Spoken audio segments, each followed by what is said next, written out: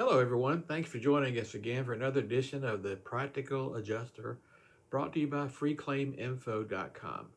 My name's Jerry Adair, and today we're going to be discussing premises liability claims. Stick around. The topic today is premises liability claims. My reference guide to do any sort of liability claim is the Casualty Claim Practice written by Donald Hirsch and James Donaldson. It's an excellent book. It's not one that you read through like a novel. It's more of a reference library. You can keep it handy in any sort of liability claim that comes about. When you get a bit confused about the terminology and the circumstances, it's my go-to book. I go to it regularly. It has excellent material, and I'd highly encourage you to do this or to buy a copy if you're going to be handling these type of claims for any length of time. Now, in premises liability, the idea is that someone gets hurt. When that happens, people assume somebody's responsible. Is it the property owner's responsibility? What duties does the property owner have? Who's the possessor of the land? These are many questions you're going to have to address in your investigation. So you start with who's the possessor of the land. Now, it's not always the owner. You could have a tenant who resides in a rental home, or perhaps you have a commercial strip mall that the owner owns, but he has at least a tenant. And you need to define the specific area where this occurred and determine who has legal responsibility.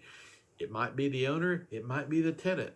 You've got to dig into it to find out the facts. Did it occur inside or outside?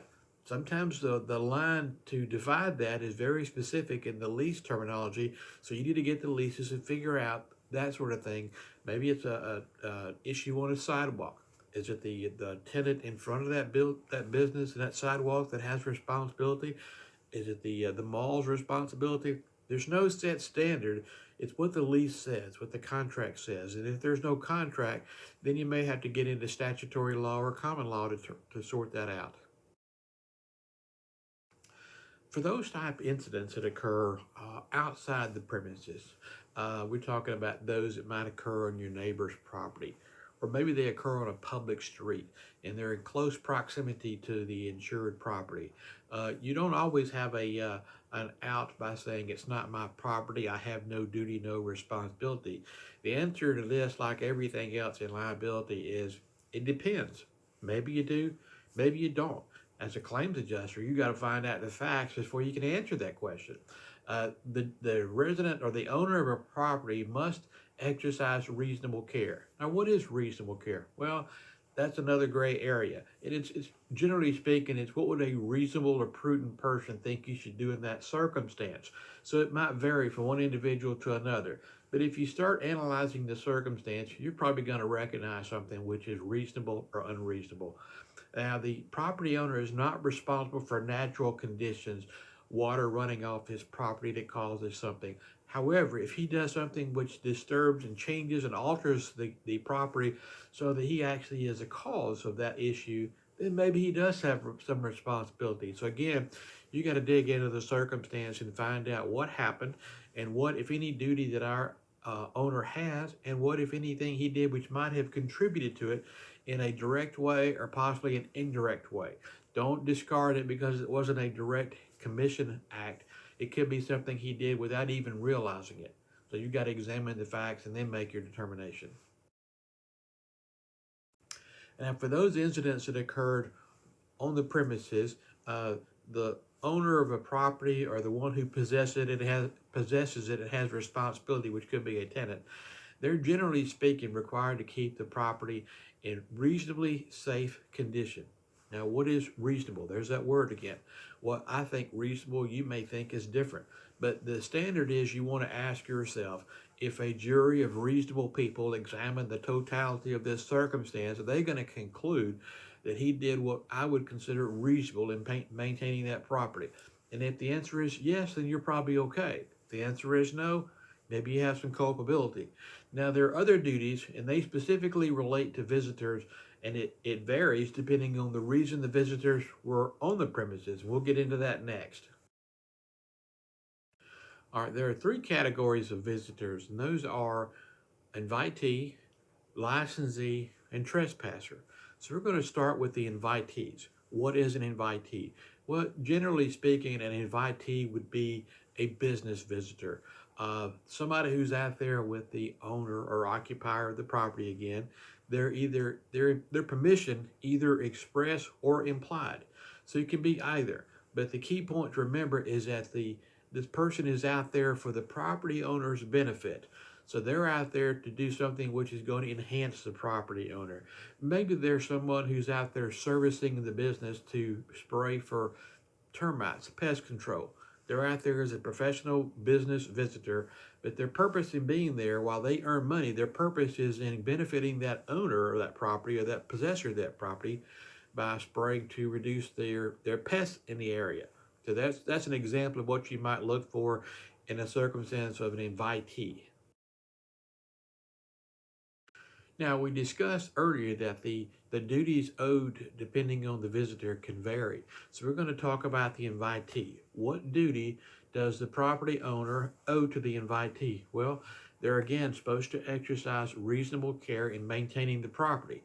Uh, Again, there's that word reasonable, and it can vary, but look at it objectively and ask yourself, does it look like they exercise reasonable care?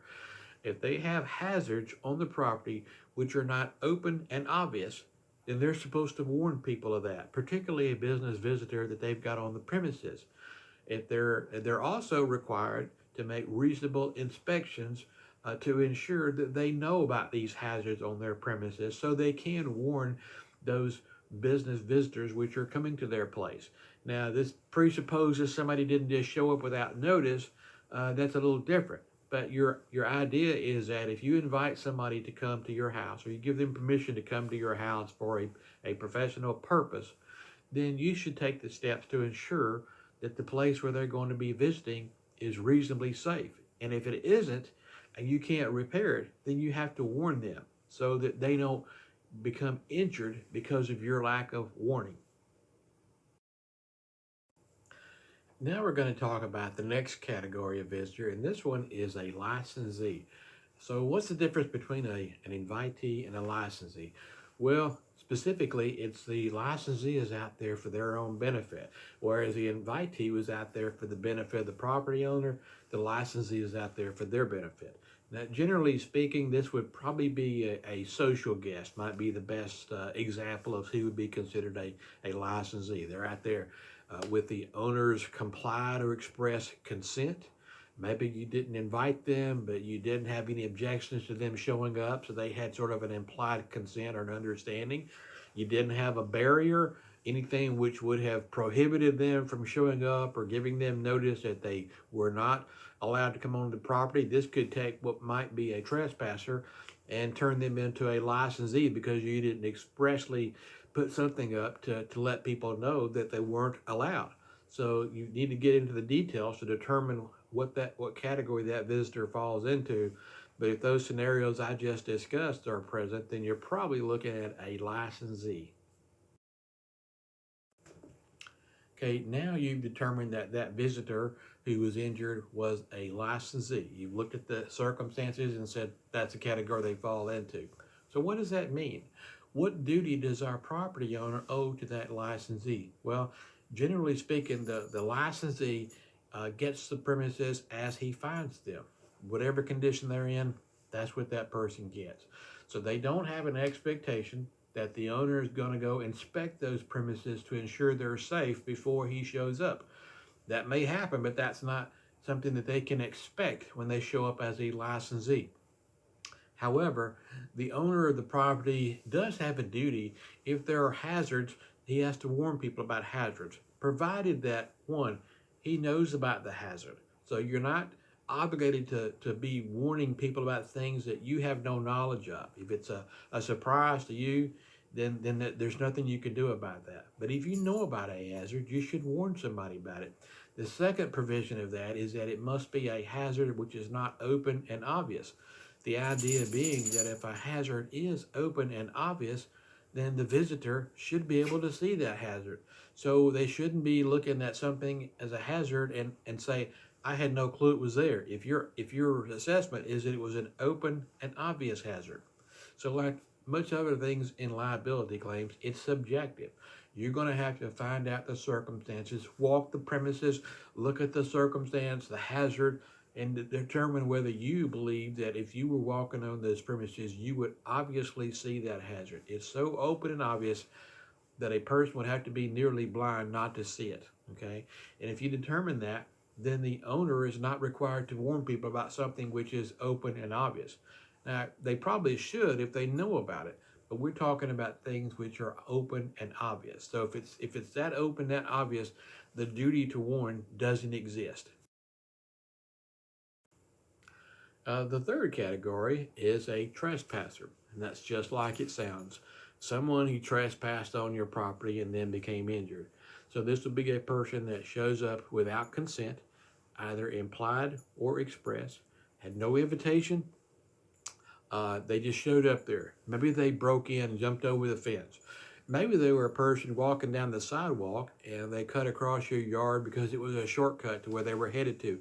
It can be any number of things, but the key point is that there was no invitation, implied or otherwise, for these people to be on that property. However, if you don't have some barrier or fence or sign or something posted which tells people that this is private property, you're not allowed, no trespassing, something, so that people understand they're not supposed to be there, then an injury by someone who's on your property could result in the courts determining, well, you didn't put enough barriers up there to let people know that they weren't allowed. Therefore, they in their mind, they may think there was implied consent to be there. And if that occurs, then you may have more duty than you would expect for a trespasser. Now we've determined that this person was a trespasser. They had no right or permission to be there. So, what responsibility or duty does the property owner have for a trespasser? Well, essentially speaking, none. The trespasser gets the premises as he finds them. So if there's a hazard or there's something that might be hazardous to walking, or there's holes, or there's other things that might be considered hazardous on the property, then the trespasser showing up there without invitation, he gets them as he finds them. They are what they are. Uh, the owner is not obligated to inspect the premises to make sure that they're safe. He has no duty to warn anyone because, again, he didn't give this person permission, so he didn't know they're going to be there. He has a duty of slight care, which is sort of a term that might mean you can't have something which is clearly obvious and out in the open where people can get hurt, and not use some kind of a reasonable standard not to make the place really hazardous, okay? And this is not having a small hole in your yard that you didn't know about. This is something pretty egregious that you can't do. You can't set a trap for somebody to walk on your property, okay? You can't make it dangerous to deter them, okay? There's also an issue called an attractive nuisance doctrine. Now, the best example of an attractive nuisance it would probably be a swimming pool or maybe a swing set. So think about something which is going to be attractive to children, that you don't have a warning up about not being on your property. You don't have a fence up. Why anybody would have a swimming pool without having a fence up, I don't understand. But there are laws in most places that mandate it, and that's a good thing.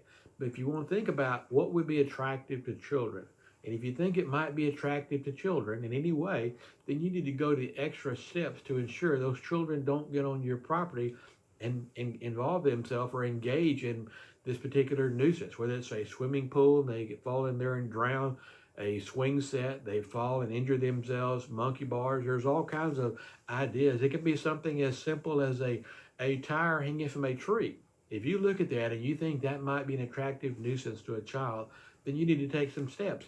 And if you don't, you can't blame that that's a trespasser. You don't have any responsibility. You do have some, okay? Now, in addition to children are going to be in different categories. So you can have a 16-year-old child is not the same as a 6-year-old child. That 16-year-old can read and write and understand right from wrong, most likely, and they can look at that circumstance and recognize, I don't have permission to be there. I shouldn't be on this property. So then if they get on there, then you have some defense that they were old enough to recognize they were a trespasser and they went on there anyway. On the other hand, if you have a 6-year-old child, that's way different. They may not can read. They may not have a comprehension of any of that circumstance and know that they aren't supposed to be there. You're going to have to assess what you have. If you have a child between the ages of, say, 5 or 6 and 11, their mental capacity could be anywhere in between the one extreme and the other. So you're going to have to talk to that person and find out where they are. Are they a person that should have been able to recognize that this was a trespass they involved themselves in? And if so, do they have an appreciation for the danger they were getting into? So you can't, it's not an all or nothing kind of a rule. You're going to have to look at that circumstance and come to the determination, yes, this child is 7 years old, but they are very intelligent and they certainly knew they couldn't be on that property. They'd been warned, or whatever you've determined. That might be a help to the defense. But if you find it going the other way, they can be 11 years old and they're just a bit slow and didn't pick up on that circumstance, and you can have a whole different defense position at that point. You could also have mentally challenged adults that could fall into that category. So if that mentally challenged adult didn't recognize that they weren't supposed to be there, they can be treated similar to a child in that respect, in that you should have taken further steps, and your failure to do so exposed you to some culpability or some liability. Just because you allow someone onto your property doesn't mean they have carte blanche to go everywhere and do anything. So you can have a person that would be considered an invitee or a licensee in one part of your property and a trespasser in another. It just depends. For example, you have a guest over at your house for a party, and you're in one section of the house where the guests are and the party favors are and all those kind of things. This person goes out to your shop in the backyard, and they get in there and ends up getting hurt on one of your tools. Well, if you had no idea they were going to be out there, you didn't invite them out there, it was specifically off limits, and they go out there, well, then they're a trespasser possibly in that part of the building, even though they had permission in one part. That didn't necessarily give them permission in all of it. So you got to look at the circumstance. Where was this person invited to be? Where did they have permission to be? Were they in that area? Were they in a different area? Why did they go there? Was there any discussion about this? Was there permission given? Was there a prohibition against going in that area? You need to get into the details of that. Permission doesn't extend forever. Someone comes to your house, they're invited to be there for a period of time. They leave, they come back later at night after you're gone. Well, that permission didn't extend forever. They might be a person that's an invitee at one part of the time or a licensee, and then they come back later and they're a trespasser. All that could be possible. So you need to understand the circumstances. If someone is invited, when were they invited? What was the duration of that invitation? How long was it expected to last according to the insured and this claimant? Get into the details, then you can figure out what your visitor was or what category they was at the time they were injured. It's also important not just to take the word of your insurer when you're talking to them about these incidents. Do a little digging sometimes. Of course, you want your insurers to be honest with you, and you hope that they are, but you need to do your due diligence. So one example of this might be getting a history of a property. Find out if there have been any reports of incidents. You can check with official agencies. Those won't always show up, but you're doing your due diligence. You're trying to find out what you can. So you're going to ask the insured about the history of it. Make sure if there's any reported incidents, you're aware of those. And if not, then you've done your due diligence. You did your best to find it, and you just couldn't find anything. Have there been any changes? Maybe there was a contractor that did some work on the place, and you can bring that contractor in as an additional or a co-defendant if someone gets hurt because of a circumstance on a piece of property. Maybe you had a property that the change or the alteration was done by the insured, and they're not a professional contractor. Maybe it wasn't done to code. You can have all those kind of issues which you come into play. Again, you got to find out the circumstances during your interview with the insured.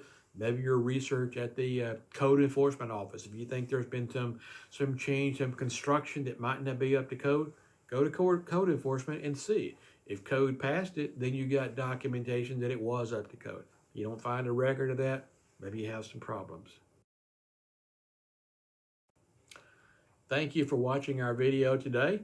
We hope you found it to be informative, and if you did, please be kind enough to share this with anyone you can, any way you can.